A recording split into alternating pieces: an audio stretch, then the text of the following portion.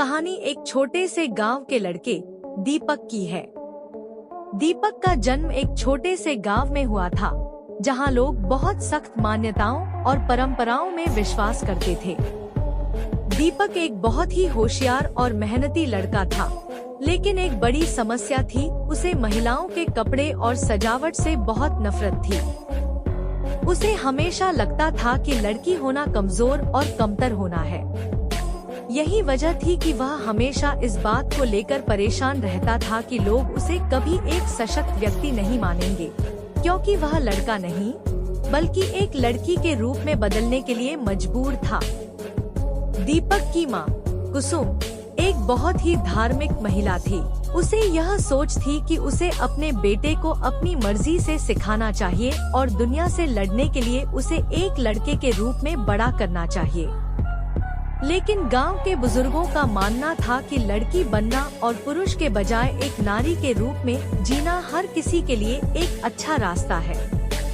कुसुम की आदतें और परंपराएं अजीब थी। कभी वह भी सोचती थी कि दीपक को किसी भी रूप में लड़की बना दिया जाए तो वह किसी बड़े काम में कामयाब होगा।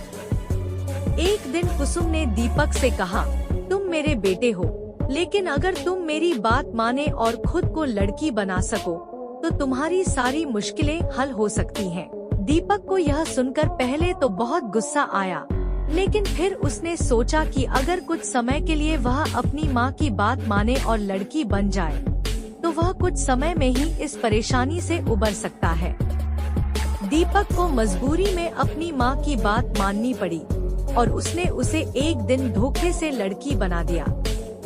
कुसुम ने दीपक को लड़की के कपड़े पहनाए, बालों को सलीके से संवार कर रखा और उसे गांव में महिला के रूप में प्रस्तुत किया। पहले तो दीपक को अपने रूप में बदलाव बहुत अजीब लगा, लेकिन धीरे धीरे वह महसूस करने लगा कि उसे लड़कों के कपड़े और लड़के होने के दबाव से राहत मिल रही है।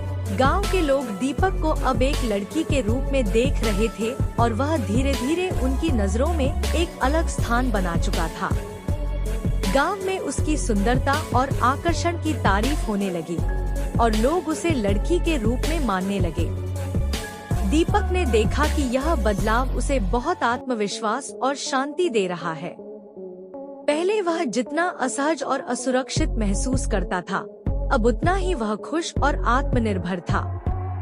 वह यह महसूस करने लगा कि एक लड़की बनकर उसे किसी से कम नहीं समझा जा रहा था। वह अब अपने आप में ज्यादा संतुष्ट था और उसे अपने जीवन की दिशा समझने का मौका मिल रहा था। धीरे धीरे दीपक ने यह महसूस किया कि असली शक्ति और आत्मविश्वास किसी भी रूप में हो सकता है और किसी भी लिंग के आधार पर न तय किया जा सकता।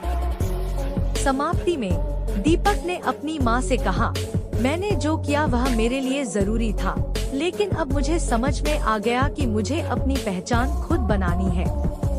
मुझे न तो लड़का होने की चिंता करनी चाहिए और न ही लड़की होने की।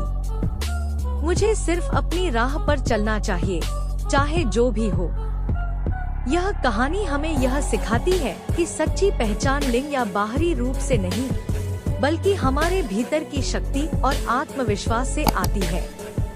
जो भी हम हैं, हमें अपनी पूरी क्षमता से जीने का हक है।